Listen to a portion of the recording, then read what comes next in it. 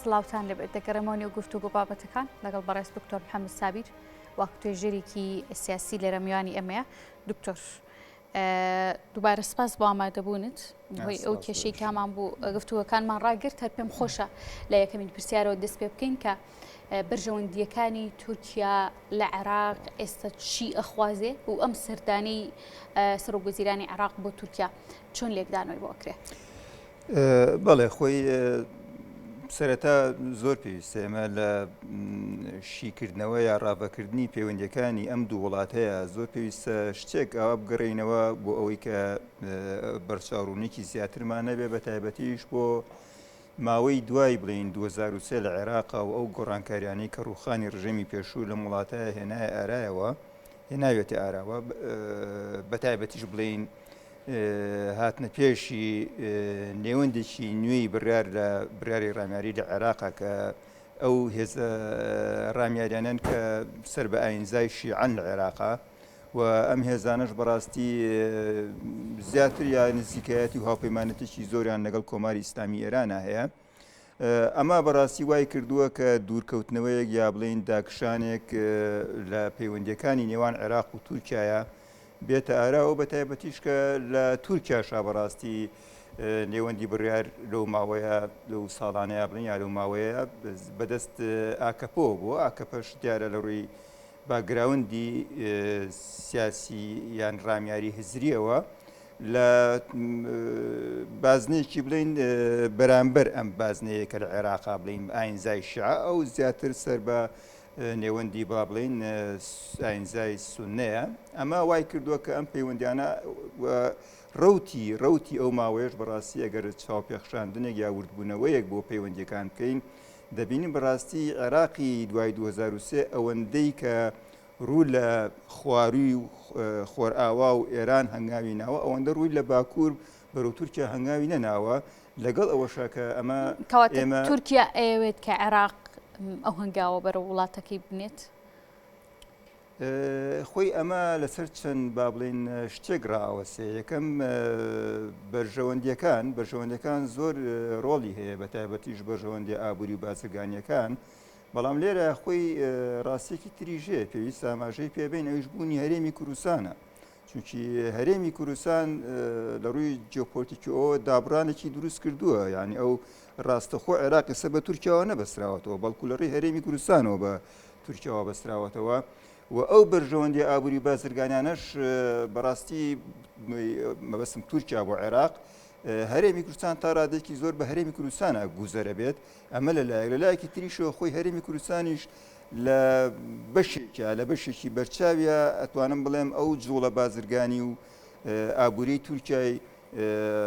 تا ڕادێکی ئەوە بڵین توانیوێتی بڵین بەرجەستە بکات یان بە شێو لە شێوەکان دابینی بکە. ئەمە خۆی خاڵێکی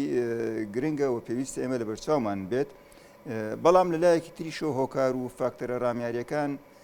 ناکرێت ئێمە ئاماژەی پێنین یا لە بەرچاوی نەگرین. بەڵام دوجار ئەم بابەتانی کە جناب باسی لێەوە دەکەیت دەچێتەوە نێو قاڵبوو چوارچێوە سیاسیەکە دکتۆر بنمونە بابەتێکی دیکەش هەیە لە عێراقا ئەویش پرسی کەمبوونەوەی ئاوە کە دەزانین کە دیجلە و فرات ڕاستەوخۆ کە دوو سەرچاوی سەرێکی ئاون لە ئێران و لە تورکیاوە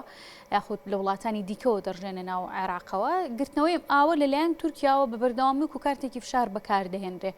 ئەوێ بزانم ئەم بابەتە عینی چاوەڕێ دەکرێت تا چەند ئەجندای کۆبوونەوە گفتوگۆی نێوان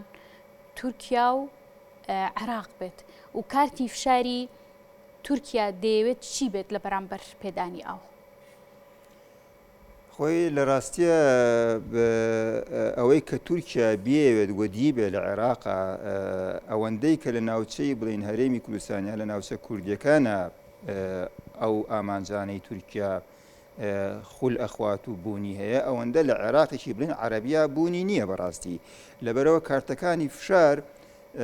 تورکیا تاڵان خۆ کارتی ئەو هەر پێشتریش هەر هەبووە بەڕاستی ئەوە نییە بڵین هەر پەیوەندی بە دوای 2023 هەبێت بەڵام ئێستەیەکێکە لە بەڵێ دوو شت لێرە گرنگە بۆ تورکیا یەکەمیان بوونی ئەوەی کە ئەو بە بوونی بڵین هێزەکانی نەیاری خۆیەتی پیکەکەی با بڵین ئەمە گرنگە پارتی کرێکارانی کوردستان بەڵێ و دووەمیش بوونی ئەو کەمینە تورکمانەیە کە ئەو کەمینە تورکمانەش کەوتۆتە ناو سنووری بڵین کوردستانەوە بڵین ئەو بەشەی هەرێمی کوردستان و بەشەی تری کوردستان کە لە دەرەوەی هەرێمی کوردستانە. ئەم دوو شتە ئەتوانم بڵێم زیاتر فاکتەری جوڵەی تورکیان ڕۆ عێراق و ئەو دوو شتەش هەردووکی لە هەرێمی کوردستانایە. ئیتر بەرژەوەندی ئابووری و دارایی بەرژەوەندی ئابووری بازرگانیەکانی لێ دەربکەیت تورکیا ئەوەندە شتێکی زۆر هینی لە عێراقی عەرەبیە نییە بەڕاستی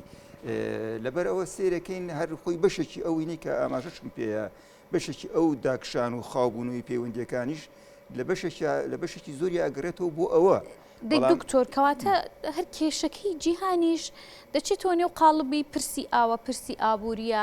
پرسی ئەمنیە تەواوی کێشەکانی جیهان هەرمانە نییە؟ ئەوانەیە بەس وەکو ئاماژەم پێەیە هەرێمی کوردستان دروستبوونی هەرێمی کوردستان و بوونی ئەو دەسەڵاتی لە هەرێمی کوردستانە تاوان دروستبوونی هەرێمی کوردستان پێش 2003 ینی پێشەوەی ڕژەمی پێشوو بڕوخێت و نێوەندی ئاینزای شیعانی یان هێزە سیاسیەکانی ئاینزای شیعە لە عێراق بێنە دەسەڵات هەرێمی کوردستان بوونی هەبووە. ئەم بەشەوەندی ئابووری و بازرگانیانەی تورکیا لە ڕێی هەرێمی کوردستانەوە ئەوەی کە پەیوەندی بە عێراقیش گۆبێ هەر بە هەرێمی کوردستانە بەڕاستی توانین بڵێن ڕێی هەرێمی کوردستانەوە ئەو بەرژەوەندیانە تا ڕادێکی زۆر دێنەوە دیهاتنەوە و وەکو ئاماژەشم پێ خودی هەرێمی کوردستانیش ئەگەرچی ئەو لە ڕووی جوگرافی و لە ڕووی ڕووبەرەوە ئەو ڕووبەرە گەورەی نییە بەڵام توانیوەتی تا ڕادێک بێتە گوزەرێک بۆ تێپەڕبوونی بڵین یان مەدخەلێک بڵین ژوورگەیەک ئینترۆدەکشنێک بۆ هاتن ناوەی تورکیا لەو بڵین ڕەهەندانەوە بۆ عێراق. باشە. دیارە بە بەردەوامی تورکیا ئەم مەترسی بۆ عێراق دروست کردووە گرتنەوەی ئەو دیارە لە ماوەکانی ڕابردووشدا ڕەجەب تەیب ئەردۆغان باسی لەوە کردووە کە ئەوان بۆ ماوەی مانگێک ئەو دەدەن ئەو ئاوەی کە مەترسی لێسرە بگیرێتەوە لە ڕێگەی دروستکردنی ئەلیسۆ و بەنداوی گاپەوە لە ڕێگەی کاپەوە بۆ بەنداوی کە پێی ئەوترێ ئەلیسۆ ماوەی چەند ساڵێک کە تورکیا خەریکی دروستکردنی دەڵێن بۆ ماوەی مانگێک ئێمە ئەو دەدەین بە عێراق. بەڵام دوای مانگەکە چاوەڕی چی دەکرێت؟ دوای مانگەکە استراتیژیەتی کارکردنی تورکیا لە بەرامبەر عێراقا چی ئەبێ؟ ڕاستیەکەی هەر یەتەوە سەر بابەتی بڵین کورد چونکی ئەوەی مەطلبی داخوازی سەرەکی ئێستەی تورکیا ڕۆ عێراق بریتێ لە ئەو کێشەی کە پارتی کرێکارانی کوردستان دروستی کردووە بۆ تورکیا واتە بوونی هێزەکانی ئەم پارتە لە تەبەندیارە ناوچەکانی هەرێمی کوردستانایە ئەمەیەکی کە لەو داخوازیە سەرەکیانەی ئێستەی تورکیا ئیتر تورکیا چ کاغەزی ئاو بەکاربێنێ چ هەر کاغەزێکی تر بەکاربێنێ کاغەزی ئابووری بێ بازرگانی بێ بەڕاستی زیاتر ڕۆ ئەوەیە کە بڵین ئەو داوایی بەجێ بێت و ئەم داوایەش دیارە ئێستا بەهێزترین کارتی تورکیا ئاوە چونکی